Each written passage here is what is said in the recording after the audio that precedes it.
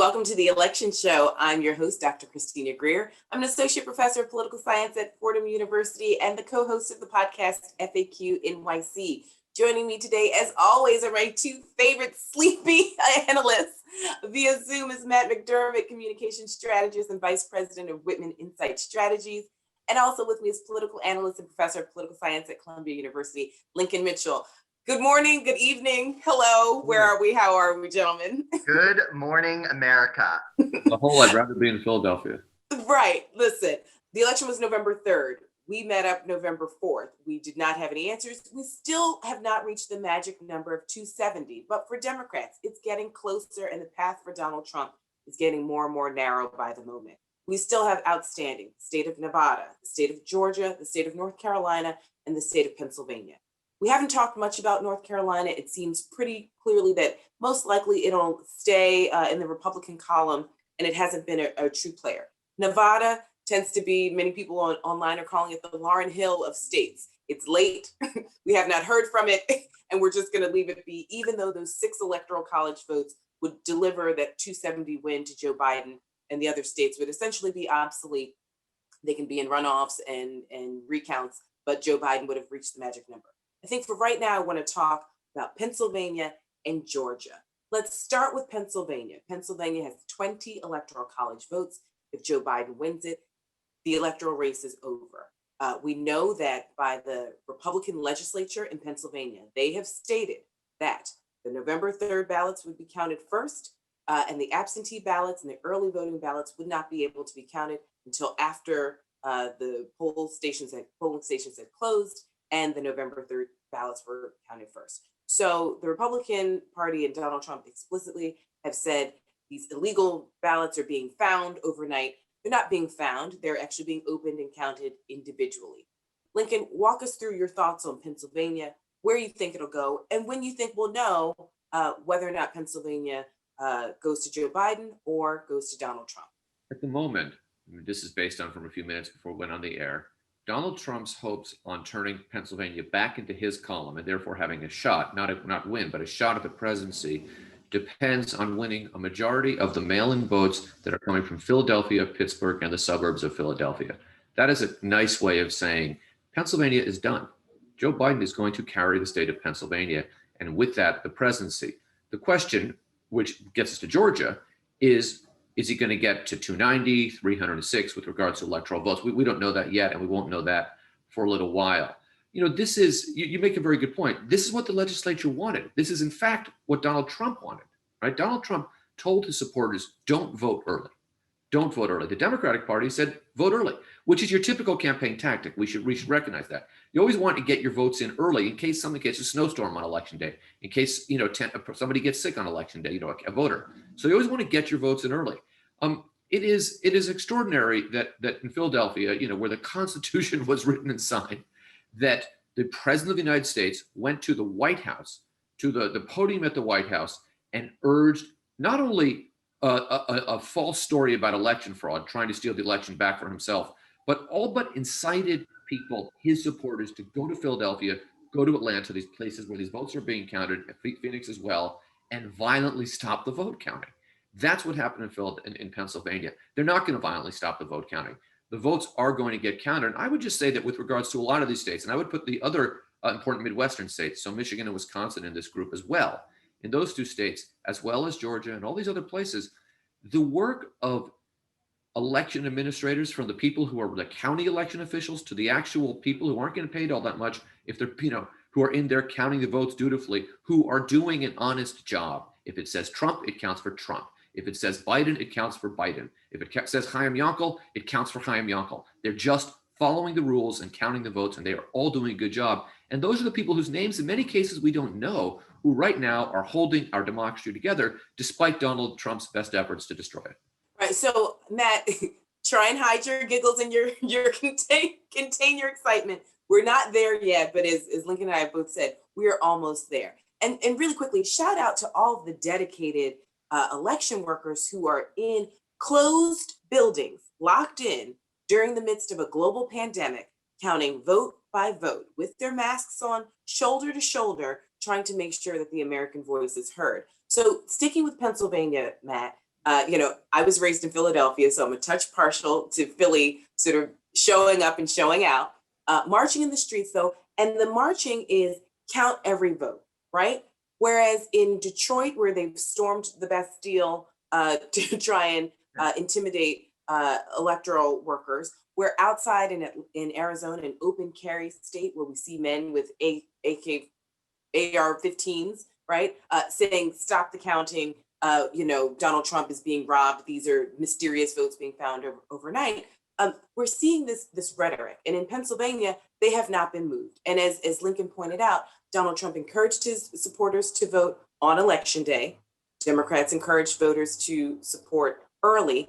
Many voters didn't trust the mail because we saw what the Postmaster General DeJoy was doing around the country. So many Democrats did risk life and limb to go actually vote early in person. And so, but these outstanding absentee ballots are still there. We don't know if they're going to necessarily lean Democratic or Republican. In Pennsylvania, we think it'll be Democratically. In Georgia, which we'll get to in a moment, there's a lot more diversity with absentee ballots in rural counties. But in Pennsylvania, what's your sense? I mean, you're a strategist. I know that you have lots of colleagues who are watching this state quite closely. It's the neighboring state of Delaware, where Joe Biden hails sort of from and, has lots of support networks. Where are you right now? Besides cautiously optimistic and a touch giddy, where are you with your analysis of Pennsylvania? Look, I mean, as I'm sure you can tell by my smile, I am elated. Let's just be clear. We can talk about outstanding ballots. We can talk about the vote count. Joe Biden is the next president of the United States, and Kamala Harris is the next vice president of the United States. Joe Biden, when all is said and done, will definitively win the state of Pennsylvania. And look, I think what we need to do, which we've been trying to do over the course of our conversations, is pull back the curtain here. At the end of the day, once all the votes are counted, this will not be a close election.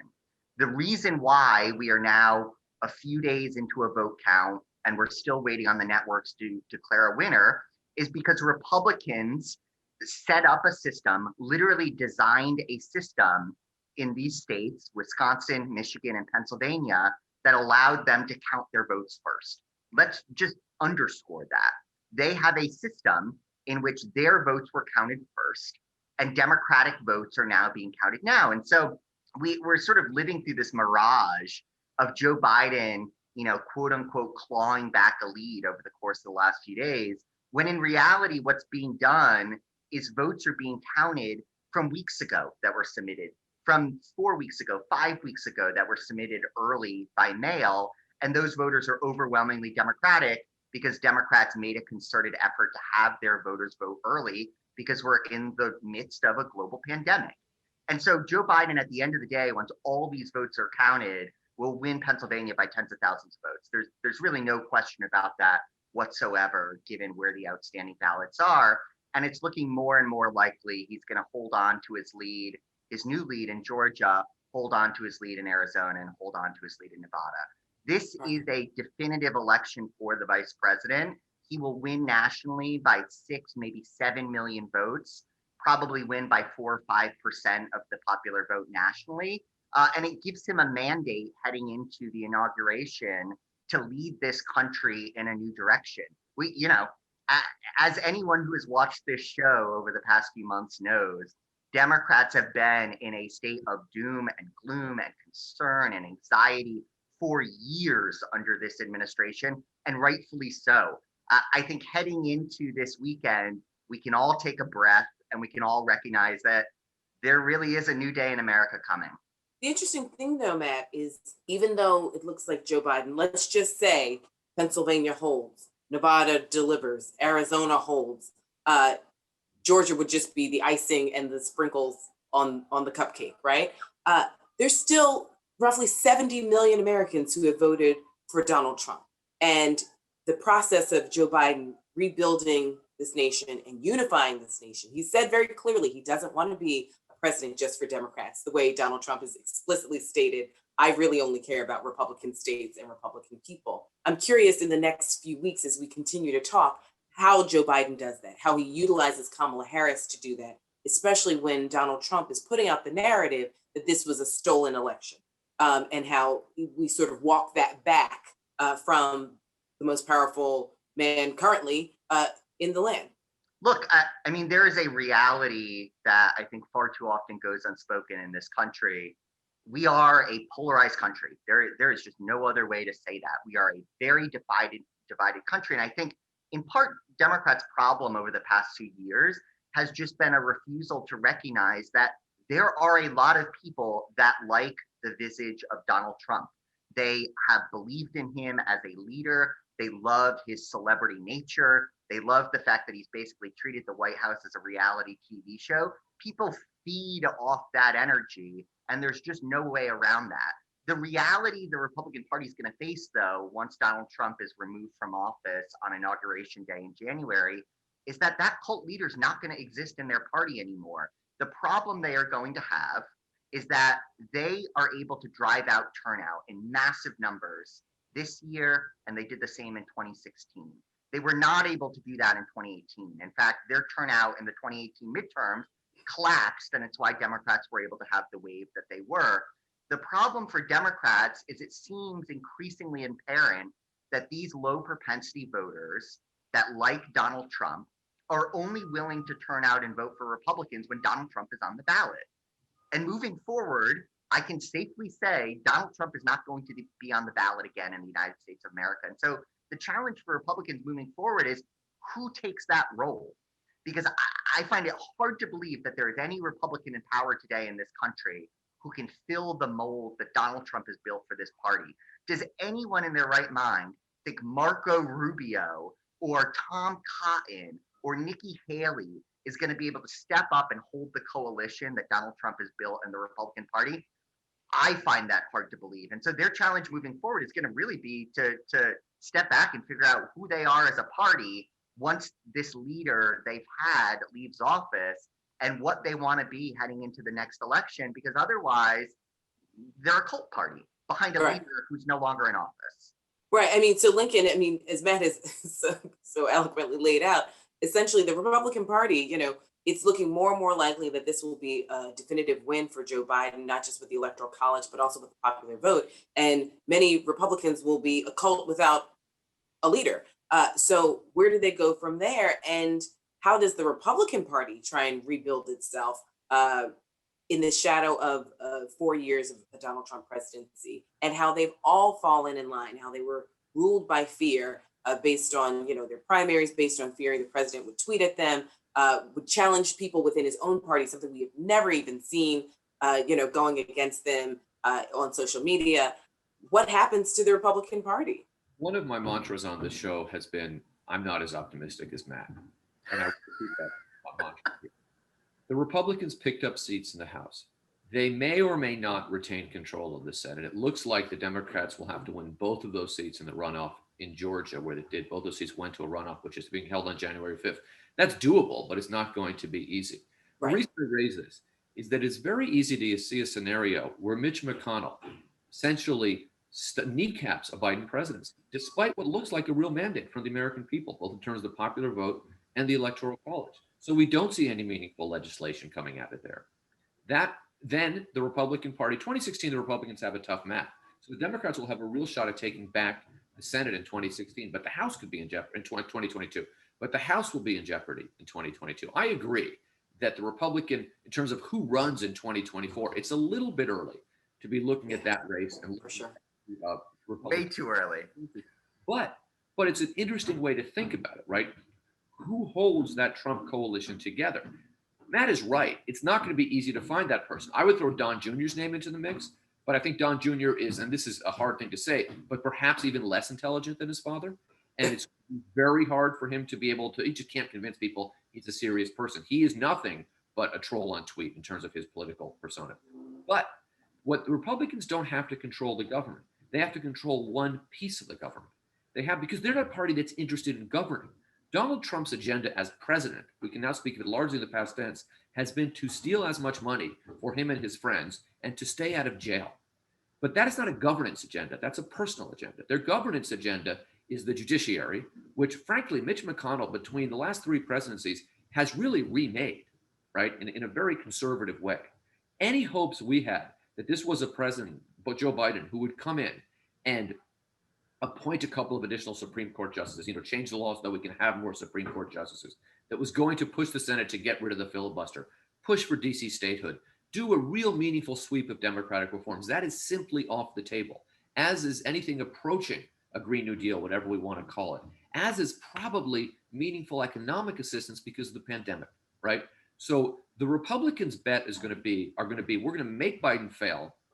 He'll look so bad that we retake everything in 2022 and that we have a shot, and we're going to kick the can for 2024 down the road.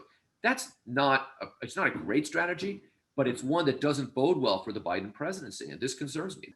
Right, but I mean, keep in mind they had this strategy with Barack Obama, right? We're going to make him a one-term president. We're going to try and handicap him at all times.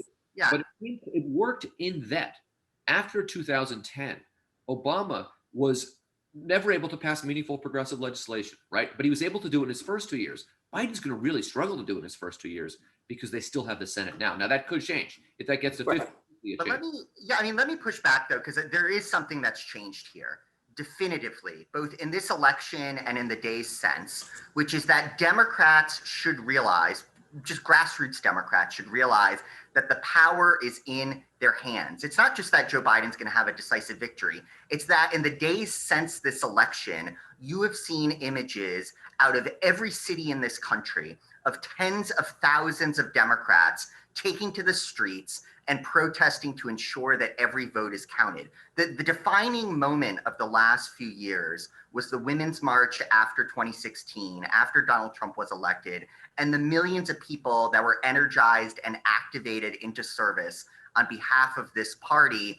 And that is now continuing, even now that it's clear that Joe Biden is going to win the presidency. And so I just don't want to undersell the power of the left, the power of Democrats to take this into their own hands and force change, both in the streets, now in the powers of Congress, and in the powers of the presidency.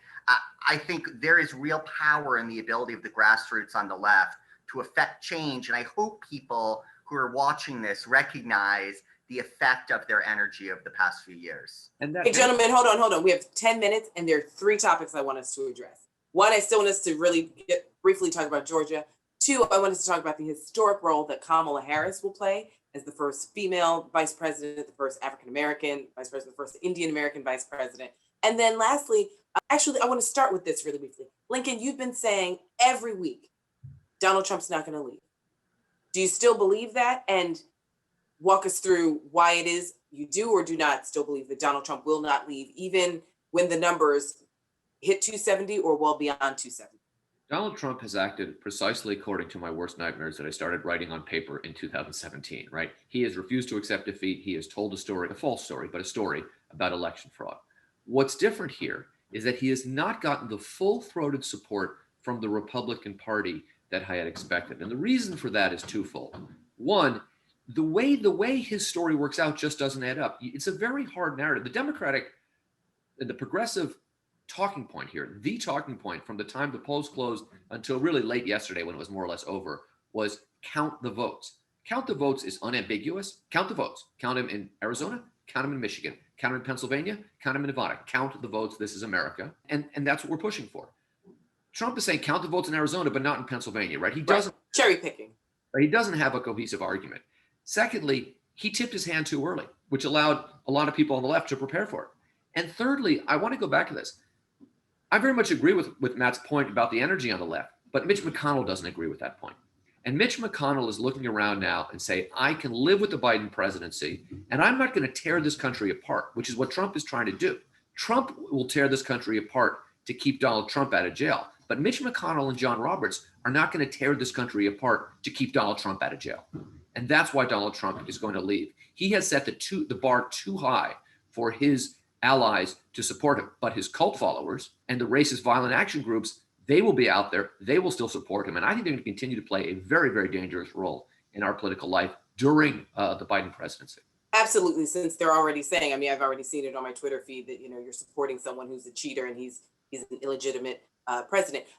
Matt, so do you agree with Lincoln that the president, Lincoln's been saying the president won't leave. What does that look like for you? And then I want you to talk to us a little bit more about how you feel about Kamala Harris as the potential VP of the United States of America. I 100% agree with everything Lincoln has said. And I think to just add to his points, we are seeing the levers of our government, to the extent that they have not been eroded under Donald Trump, still work.